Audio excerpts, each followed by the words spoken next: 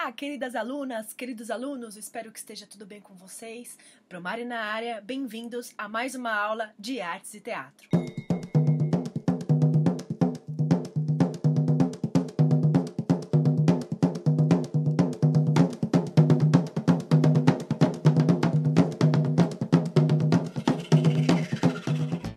De onde vem esse cheiro novo? Esse cheiro de aventura? E esse brilho? Esse barulho embrulhando a manhã? Vem de onde? Vem de onde essa vontade de dançar? Até as nuvens ansiosas fazem fila no céu para ver o que é que há. Ah, foi o circo que chegou, espalhando na cidade um ar de felicidade. Esse é um poema de Rosiana Murray, do livro O Circo. Já deu para perceber qual que é a temática da aula, né, pessoal? Essa é a aula de número 20 e nós vamos falar sobre o corpo no circo. O circo nos dá alegria e arte há muito tempo, né, pessoal? Nesse espaço especial surgiram muitas manifestações artísticas. As artes circenses são habilidades e movimentos corporais artísticos desenvolvidos para a linguagem do circo e executados por palhaços, malabaristas, contorcionistas, trapezistas, mágicos, acrobatas e muitos outros. Essas artes têm uma história muito ampla e longa, porque em cada lugar e época se desenrolaram de um jeito diferente. Não podemos dizer exatamente quando as artes circenses surgiram, mas é certo que os movimentos acrobáticos, desafiando a força, o equilíbrio e a elasticidade do corpo, já fascinavam a corte dos imperadores de antigas dinastias chinesas e japonesas.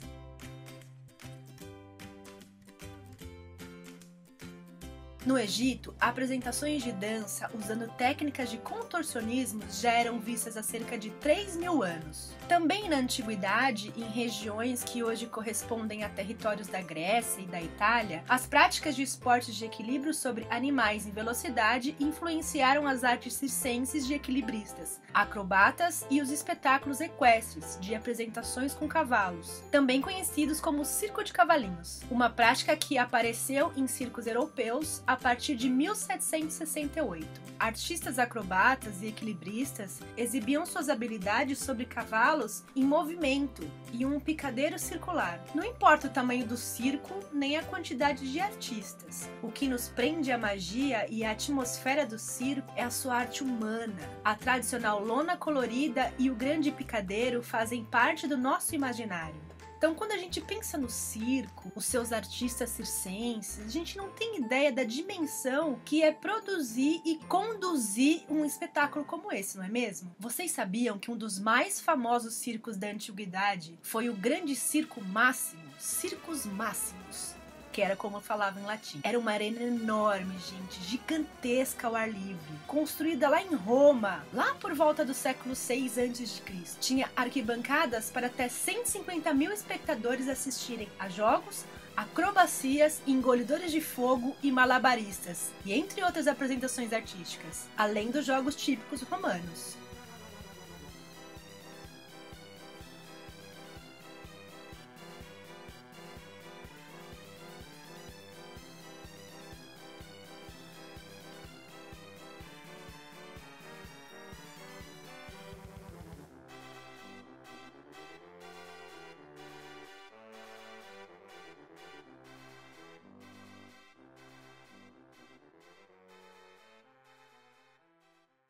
Você já ouviu falar na palavra picadeiro? Bom, gente, o picadeiro é um lugar muito especial para as artes circenses. É aquela parte central, circular do circo, sabe? Onde as apresentações acontecem. É conhecido também como arena. No circo, seu formato circular apareceu mais ou menos por volta do século XVIII, quando a prática de espetáculos com cavalos e outros animais se tornou bastante popular. Então esse formato, gente, permitiu que os animais corressem ao redor do centro em ritmo contínuo. Os circos máximos era o local mais antigo de atendimento em Roma. Conta a história que ele foi destruído por um incêndio, e hoje em dia só se conhecem pequenas partes de sua construção. Atualmente, o local abriga uma área aberta ao lazer e à visitação.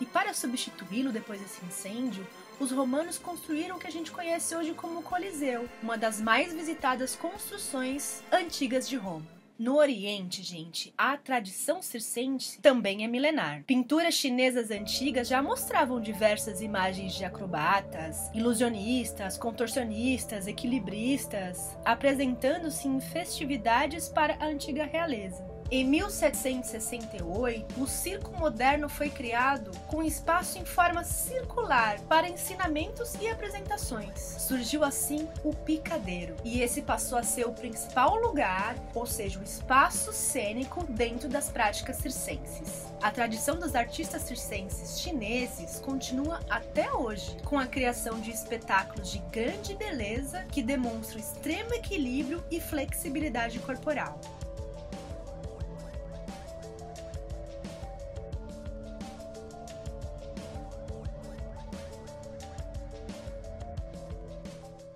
Então vimos que em sua origem, todo circo tinha um local fixo para suas apresentações. Mas o circo moderno, como a gente conhece hoje, que vem lá desde o século XVIII, já é um pouco diferente. O que aconteceu, pessoal? Ele passou a ser itinerante, viajar de cidade em cidade à procura de novas plateias e novos aplausos, indo até onde o público está. Os artistas circenses ainda fazem o encontro e a alegria de muita gente por todos os lugares do Brasil e do mundo afora. Nas últimas décadas, o circo tem se transformado. No passado, quando o circo chegava na cidade, principalmente naquelas cidades menores, era um grande acontecimento, gente. E tinha gente que até queria fugir com o circo, sabia? De tão mágico que esse universo parecia ser. O artista Cândido Portinari, quando ele era criança, ficava atento à cena do dia a dia em sua cidade natal, chamada Brodowski, no interior de São Paulo. Muitas dessas lembranças foram retratadas em suas pinturas. Entre essas lembranças estão as cenas que revelam suas experiências com o circo. Dá uma olhadinha nessas obras.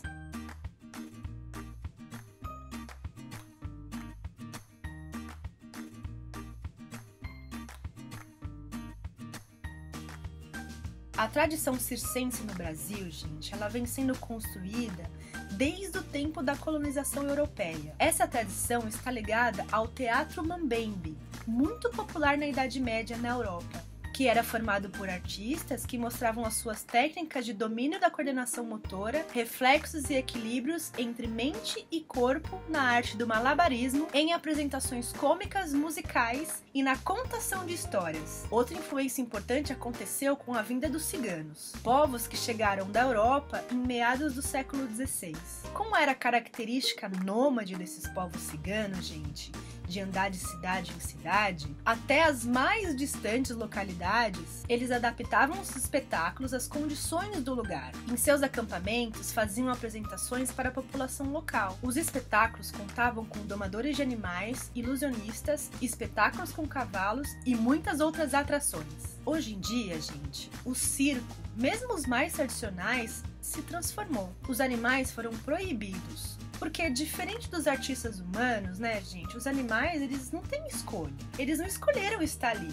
Os animais de circo, eles são mantidos como em um cativeiro e forçados a fazer o show.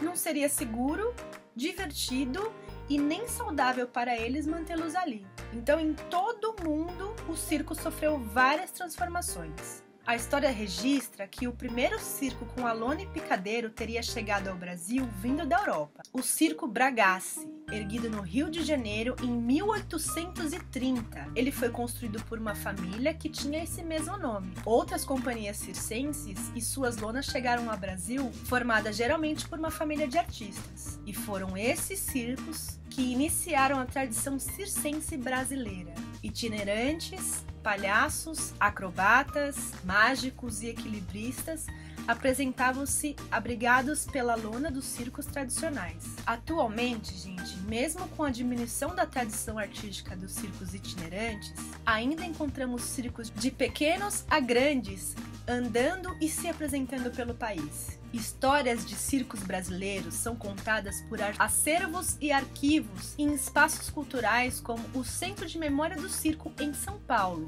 A missão do Centro de Memória do Circo, gente, criado em 2009 e localizado na região central de São Paulo, é manter viva a arte e a história do circo. Em suas instalações podemos encontrar peças de vestuário, objetos usados em apresentações e fotos de espetáculos, mantendo assim a história circense.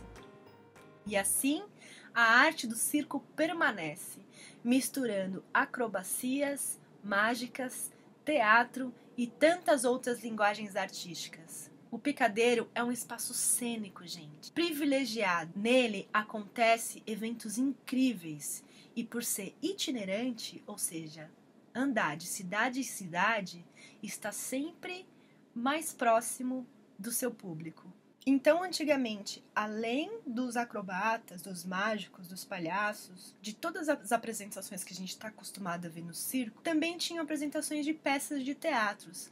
Eram peças que retratavam o cotidiano familiar e eram feitas sem censura, ou seja, para todo tipo de público, de crianças até adultos. Era o circo-teatro. E aí, com o passar do tempo, gente, empresários que financiavam essa arte, a arte do circo, acompanharam os avanços tecnológicos. E hoje, vemos grandes empresas criando espetáculos gigantescos, super tecnológicos. Como, por exemplo, o Circo du Soleil, que contrata artistas de diferentes países e apresenta vários espetáculos simultaneamente em várias cidades do mundo. Na próxima aula nós vamos conhecer as características desse tipo de circo tecnológico, a sua composição cênica com foco nas linguagens do teatro, dança e música, e sem presença de animais. Então é isso, pessoal.